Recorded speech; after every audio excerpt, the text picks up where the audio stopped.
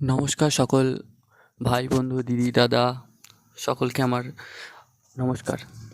Paschimbanga police পরীক্ষার্থী যারা পশ্চিমবঙ্গ পুলিশের পরীক্ষা দিয়েছিল 2024 সালে এবং যারা সেই পরীক্ষায় উত্তীর্ণ হয়েছিল, মানে যে 21,000 ছাত্রছাত্রী, যে একটা সে পশ্চিমবঙ্গ পুলিশের ওপর যে কেস হয়েছে তার জন্য আগ্রহী মানে অপেক্ষা করে বসে আছে। তো আজকে সেই কেসটা ছিল এবং কেসটা উঠেও ছিল।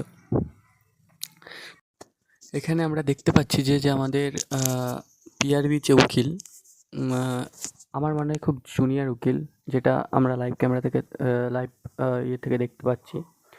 তো তিনি মানে কোনো কথাই বলছেন না।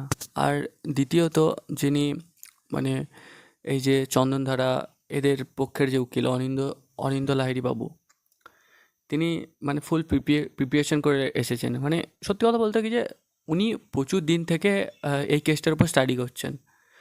তো ওনার প্রতি একটা এক্সপিরিয়েন্স হয়ে গেছে যে কী হলে কী হবে।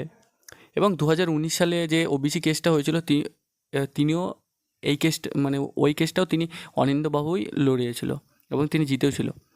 তবু আজকে একটা দেখার বিষয় ছিল যে আমাদের যে ম্যাম, আজকে যে দেখার বিষয় ছিল সেটা হচ্ছে যে আমাদের যে মাননীয় অমৃতা সিনহা ম্যাম, তিনি কিন্তু বারবার একটা কথা ইন্ডিকেট করেছেন যে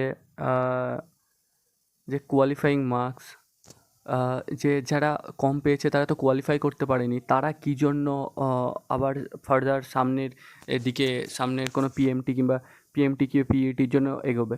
তারা তো প্রথমেই কোয়ালিফাই করতে পারেনি, তো তারা কী জন্য এগোবে। সেখানটাতে বারবার সেই কথাটাকে অমৃতা সিনহা ম্যামটাকে এই প্রশ্নটাকে ক্রস করে অনিন্দ্য লাহিড়ী বাবু তিনি বারবার একটা কথা বলেছেন যে তিনি এই কথাটাই বলেছেন যে এই পুরোটা যেটা হচ্ছে সেটা কিন্তু হচ্ছে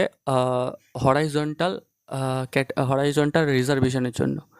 তিনি এটা উল্লেখ করছেন, বারবারই উল্লেখ করছেন, তিনি একবারও উল্লেখ করছেন না সেরকম কিন্তু নয়। তিনি বারবার এই কথাটাই উল্লেখ করছেন যে এটা হচ্ছে হরাইজন্টাল রিজার্ভেশনের জন্য।